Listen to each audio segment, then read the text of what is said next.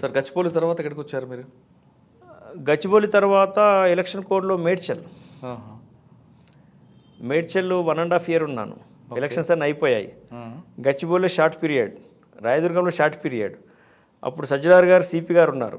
ఏది నేను ఎలక్షన్ టైంలో గచ్చిబౌలిలో. సార్ నేను గచ్చిబౌలిలో షార్ట్ పీరియడ్ చేశాను, నాకు ఇక్కడ ఎటువంటి ఇన్ఫ్లుయెన్స్ లేకుండా, ఎటువంటి పొలిటికల్ ఇన్ఫ్లుయెన్స్ లేకుండా, ఎవరి ఏంది ఏమంటారు దాని ఈ మధ్య లెటర్లు అనేవాళ్ళు కదా, టికెట్లో లెటర్లో బీఫాము ఏ ఫామ్ అనేవాళ్ళు. అటువంటి ఎటువంటిది లేకుండా ఆఫీసర్స్ మెచ్చి ఇచ్చినటువంటి పోస్టింగు. నేను మళ్ళీ రూరల్ ఏరియాకి వెళ్ళి పనిచేయడము నాకు కొంచెం ఇబ్బందిగానే ఉంది అని ఆ రోజు చెప్పాను నేను సార్కి. చెప్తే లేదు ఎలక్షన్స్ అయిపోయిన వెంటనే మళ్ళీ అది ఎలక్షన్ కోడ్ కదా, మళ్ళీ నీకు ఏరియా తీసుకుంటాం, ఎందుకంటే నేను ఇచ్చిన పోస్టింగ్స్ కూడా కావవి, గతంలో ఇచ్చినటువంటి ఆఫీసర్స్ ఇచ్చిన పోస్టింగ్స్ అవి, మీరు మళ్ళీ ఇదే ఏరియాకి వస్తారని చెప్పారు ఆ రోజుల్లో సార్. చెప్పి నన్ను మళ్ళీ ఎలక్షన్స్ 1.5 year తర్వాత మున్సిపల్ ఎలక్షన్స్ కూడా అయిపోయేసరికి 2019, 2020లో అన్ని ఎలక్షన్స్ అయిపోయాయి. మళ్ళీ నాకు ఈ ఏరియాకు అంటే మాదాపూర్ పోస్టింగ్ ఇద్దామనుకొని సార్ అది ఇవ్వలేని పరిస్థితిలో నార్సింగ్ పోలీస్ స్టేషన్ ఇచ్చాడు. నార్సింగ్ ఎస్హెచ్ఓగా దాదాపు 2 years వచ్చింది. 20 months వరకు చేశాను. సిపి గారు ట్రాన్స్ఫర్ అయిపోయారు. అప్పటికి సిపి గారు సజ్జనార్ గారు ట్రాన్స్ఫర్ అయ్యారు. కొత్త సిపి గారు వచ్చారు. కొత్త సిపి గారు వచ్చిన తర్వాత నన్ను ఉంచలేకపోయారు. నైట్ 2 o'clock నన్ను అక్కడ నుంచి ట్రాన్స్ఫర్ అయ్యారు. నార్సింగ్లో మీకు గుర్తుండిపోయే కేసు చెప్పండి. నార్సింగ్లో బాగా గుర్తుకున్నటువంటి కేసు ఏంటంటే, అది పెండింగ్ ట్రయల్ ఒకటి చెప్పాను కదా, అక్యూజ్డ్ పరారయ్యాడు. అవును, డబుల్ మర్డర్. అతను పట్టుకొచ్చి మళ్ళీ జైల్లో పెట్టి వారెంట్ ఎగ్జిక్యూట్ చేసి జైల్లో పెట్టి ట్రయల్ చేశాం. ట్రయల్ చేయడం వల్ల life until death number 1. Number 2, దినేష్ ధార్నే అనే వ్యక్తి ఒక చిన్న పిల్లను 6 years గర్ల్ను రేప్ చేసి పంగల్ చీర్చేసి చంపేస్తాడు. ఆ కేసులో పగ్గడ్బందీ ట్రయల్ స్టేజ్లో పగ్గడ్బందీ సిస్టమేటిక్గా రెగ్యులర్గా కోర్టుకు పోయి విట్నెసెస్ను ప్రాపర్గా ప్రొడ్యూస్ చేసి ఎవిడెన్సెస్ను ప్రాపర్గా ప్రొడ్యూస్ చేసి ఆ కేసును గెలిపించడం వల్ల దాంట్లో డెత్ కన్విక్షన్ వచ్చింది, క్యాపిటల్ పనిష్మెంట్. సార్ వాడిని కోర్టు పంపకం ముందు మీరు తీసుకొచ్చి ఉంటారు కదా, మీ స్టేషన్లో ఉంచారు కదా, వాడికి ట్రీట్మెంట్ ఇచ్చారా? సైంటిఫిక్ ఎవిడెన్స్ కలెక్ట్ చేయడం అది కాదండి, పోలీస్ ట్రీట్మెంట్ వచ్చింది అంటే. ఇప్పుడు ఎలా ఉంటుందంటే అక్యూజ్డ్ విషయంలో ప్రొఫెషనల్ పోలీస్ ఆఫీసర్ ఎలా ఉంటాడంటే, అక్యూజ్డ్ కనుక పోలీస్ ఆఫీసర్ కోరుకుంటున్న విధంగా పోలీస్ ఆఫీసర్కు ఉన్నటువంటి క్లూస్ ప్రాపర్గా క్లూస్కు ఇంట్రాగేషన్లో ఆన్సర్ ఇస్తున్నాడంటే ఆ పోలీస్ ఆఫీసర్ ఫిజికల్ ట్రీట్మెంట్ చేయడు, ఫిజికల్గా చేయరు. ఎందుకంటే కావాల్సినటువంటి క్లూస్ దొరుకుతున్నప్పుడు, కావాల్సినటువంటి రీజన్ క్లియర్ అవుతున్నప్పుడు నీడ్ ఏముంటుంది. కానీ ఒక చిన్న పిల్లని అలా చేయడం అనేది ఒక మనిషి ఎవరికైనా, అంటే మీలాంటి వారికి ఇంకా కష్టం ఉంటుంది కదండి. అంటే కొంత ఇంకా డౌట్స్ క్లియర్ కానప్పుడు ఇంట్రాగేషన్ అనేది ఉంటుంది, ఫిజికల్ ఇంట్రాగేషన్ అనేది ఉంటుంది, జరుగుతుంది. అంటే మనం కొన్ని ఓపెన్గా చెప్పలేము. అవునండి, ఇంట్రాగేషన్ లేకుండా కొన్ని డౌట్స్ క్లియర్ కావు, పోలీస్ ఆఫీసర్కి ఉన్న డౌట్స్ క్లియర్ కావు, చెప్పాలనుకోరు కూడా. అవును, చాలా ప్రొఫెషనల్ గ్యాంగ్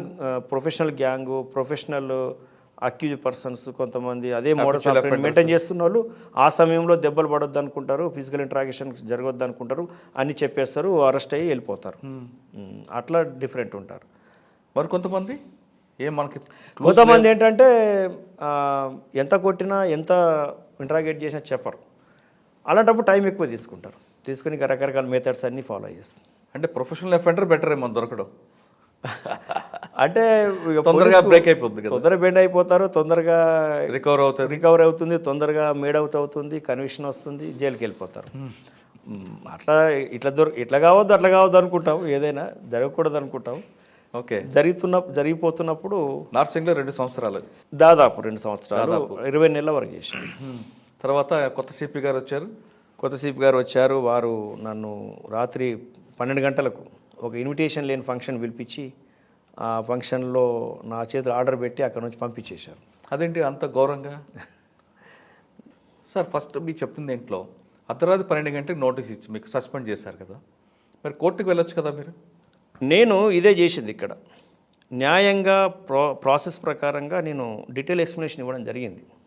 అప్పుడున్న సిపి గారికి డీటెయిల్గా ఇచ్చాను. డీటెయిల్గా ఇచ్చినప్పటికీ ఆ ఆఫీసర్ దృష్టిలో ఏముందో మాకు తెలియదు కాబట్టి డీటెయిల్ ఎక్స్ప్లెనేషన్ కూడా ఇగ్నోర్ చేసి పక్కన పెట్టేశారు. నాకు ప్రమోషన్ వచ్చే సమయం ఏర్పడ్డది. నేను ఒకసారి 2 సార్లు 3 సార్లు వెళ్ళడం జరిగింది. అయినప్పటికీ కూడా నిర్లక్ష్యం వహించడం, ఇగ్నోర్ చేయడం జరిగింది. అంటే కూడా ఇవ్వలేదా? అవకాశం ఇచ్చారు చెప్పుకోవడానికి, కానీ చెప్పింది పూర్తిగా వినిపించుకోవట్లేదు.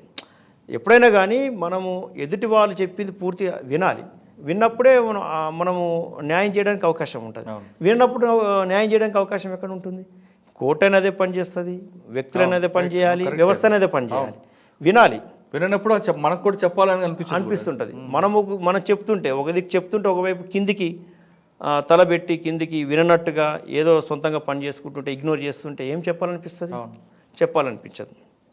అలాంటప్పుడు నేను చేసింది అదే పని. తప్పు చేసిన వాళ్ళ దగ్గరికి వెళ్ళి తప్పు చేయలేదని చెప్పుకోవాల్సిన అవసరం లేకుండా కోర్టుకు వెళ్ళాను. నేను వెళ్ళాను. కోర్టు రిట్ ఫైల్ చేశాను. కోర్టు రిట్ ఫైల్ చేసిన తర్వాత సుదీర్ఘంగా వాదనలు జరిగాయి. నేను ఇచ్చిన ఎక్స్ప్లెనేషనే నాకు అఫిడేవిట్ అయింది. అఫిడేవిట్ ప్రకారంగా కోర్టు పూర్తిగా పరిశీలించి నా మిస్కండక్ట్ లేనట్లుగా, నేను ఎటువంటి అవిధేయత నా దగ్గర లేనట్టుగా, నేను ఏం తప్పు చేయనట్టుగా నాకు జడ్జిమెంట్ ఫేవర్ వచ్చింది. ఆ జడ్జిమెంట్ ఫేవర్ రావడం వల్ల నాకు ప్రమోషన్ వచ్చింది. నాకు ప్రమోషన్ రావడం వల్ల నేను క్లీన్ చిట్తో బయటపడ్డాను. అంతేకాదు నాతో సస్పెండ్ అయినటువంటి లక్ష్మణ్ ఎస్ఐ కూడా దాంట్లో జడ్జిమెంట్ ద్వారా ఆయన కూడా బయటపడ్డాడు దాంట్లో. ఎస్. అంటే ఇక్కడ ఏంటంటే వ్యవస్థలో మనము ప్రభుత్వం సెలెక్ట్ చేసి మనకు బాధ్యతలు అప్పగించింది అంటే మనము ఖచ్చితంగా ప్రమాణం చేస్తాం. ప్రమాణం చేసినట్టుగా ఖచ్చితంగా ఉండాలండి. అప్పుడు వ్యవస్థ ఏమనుకుంటుంది? మనం అత్యంత విశ్వాసపాత్రులుగా నమ్ముతుంటుంది వ్యవస్థ. కానీ వ్యవస్థ ఒక తీరు మనల్ని నమ్మి స్థానంలో పెట్టినప్పుడు, మన మీద ఉన్నటువంటి బాధ్యతలు అలా ఉన్నప్పుడు మన పనితనంలో ఇంకో తీరు ఉండకూడదు. వ్యవస్థ ఎట్లా తయారైపోయిందంటే దొంగలే నమ్ముతున్నారు, చెడ్డవాళ్లకు చెడ్డవాడు ఇష్టపడుతున్నాడు. ఆ సమయంలో ఏం జరిగితే బాగుంటుంది? ముక్కుసూటిగా వెళ్ళే వ్యక్తి అవసరం లేదు, ప్రొఫెషనల్గా వెళ్ళే వ్యక్తి అవసరం లేదు, పనిమంతులు అవసరం లేదు, రియల్ పోలీస్ ఆఫీసర్ ఆ సమయంలో ఉండకూడదని కోరుకుంటారు కొంతమంది. సార్, రియల్ పోలీస్ అన్నారు కాబట్టి మీకు క్వశ్చన్ అండి. సాధారణంగా మీరు అన్నట్లుగా యూనిఫామ్ వేసుకున్నప్పుడు మనం ఓట్ తీసుకుంటాం. ఆ ఓట్ ప్రకారం మనం రావాలి, రిటైర్ అయ్యే వరకు అదే ఓట్ ఉండాలి. కానీ కొంతమంది ఆఫీసర్లు ఫస్ట్ యూనిఫామ్ వేసుకోగానే అసలు టెరిఫిక్గా పనిచేస్తారు. క్రమేపీ ప్రమోషన్ వచ్చిన తర్వాత వాళ్ళ మార్పు ఎందుకు వస్తుంటుంది? అంటే ఒకటి బేసిక్లో మార్పు రాదు. పని చేయాలనుకున్న వ్యక్తి మొదట్లో ఎటువంటి లక్ష్యాన్ని పెట్టుకుంటూ అదే లక్ష్యంతో. కానీ కొంతమంది ఆఫీసర్లు, మీకు ఎదురైన ఆఫీసర్లు, మీరు ఒక విక్టిమ్ అయిన ఆఫీసర్ కూడా గతంలో మంచి టాప్ ఆఫీసర్, కానీ తర్వాత ఎందుకు మార్పు వచ్చింది అనుకోవచ్చు? అది మీరు అన్నట్టుగానే చాలామంది అన్నారు. ఈవెన్ క్షేత్రస్థాయిలో బేసిక్ లెవెల్లో బాటం లెవెల్లో పనిచేస్తున్న వ్యక్తి కూడా ఆ మార్పును గమనించారు. ఎందుకు అలా అయ్యారని. అలా అవ్వకూడదు, దురదృష్టం. అటు అవ్వడం దురదృష్టం. అత్యంత విశ్వాసపాత్రులు అటు అవ్వడం దురదృష్టం, వ్యవస్థకు దురదృష్టం. సొంత లక్ష్యాలు, సొంత ఎజెండా పెట్టుకొని చేయడం అన్నమాట. సొంత ఎజెండా పెట్టుకొని చేయడం. ఫైనల్గా మీరు డిఎస్పీ రైట్ సార్, మీరు మంచి కన్విషన్ తీసుకొచ్చారు. ఏదో మధ్యలో ఒక దెబ్బ పడింది, అది మంచో చెడో జరిగింది మీకు. మనం తీసుకునే దీన్ని బట్టి ఉంటుంది. ఒకటి మంచి అనుకోవచ్చు, ఇంకోటి చెడు కూడా అనుకోవచ్చు. కొంతమంది చెప్తుంటారు మీ డిపార్ట్మెంట్లో ఏది జరిగినా మనం మంచిగా అనుకోవాలి అని మీ సీనియర్ ఆఫీసర్ కూడా అంటుంటారు. అంటే ఒక ఆఫీసర్ యొక్క యాటిట్యూడ్ తెలుస్తుంది, లేదు ఫ్యూచర్లో ఇటువంటి ఇబ్బందులు రాకుండా ఉండాలంటే మనం ఏం చేయాలి అనే విషయం కూడా మీకు ఒక లెసన్ అనుకోవచ్చు.